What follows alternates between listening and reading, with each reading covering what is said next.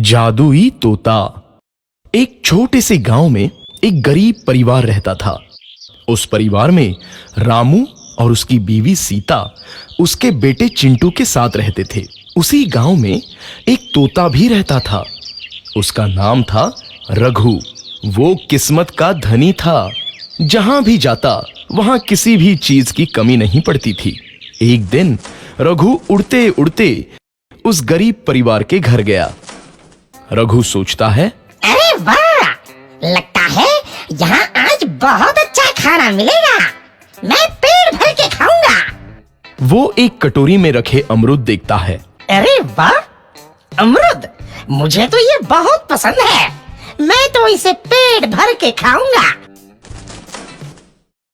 रघु तोता अमरूद खाने ही लगता है। तभी सीता रघु को अमरूद खाते देखती है तो गुस्सा हो जाती है और उसे वहां से भगा देती है।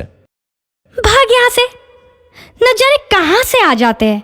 मैं तो परेशान हो गई हूं इनसे।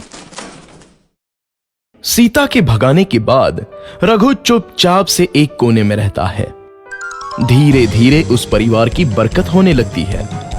एक दिन रामू और सीता खाना खाते वक्त बातें करते हैं। आजकल हमारी बहुत तरक्की हो रही है, काम भी अच्छा चल रहा है। रामू कहता है। इस पर सीता कहती है, सच कहा, भगवान हमेशा ऐसे ही हम पर मेहरबान रहे।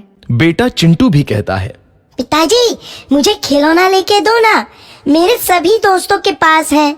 रामू कहता है, ठीक है, जरूर लाऊंगा।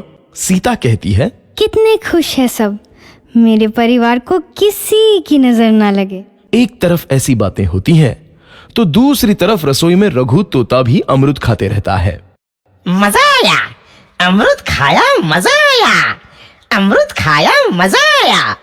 तभी सीता रसोई में आती है और रघु तोते को अमरूद खाते देख बहुत गुस्सा होती है।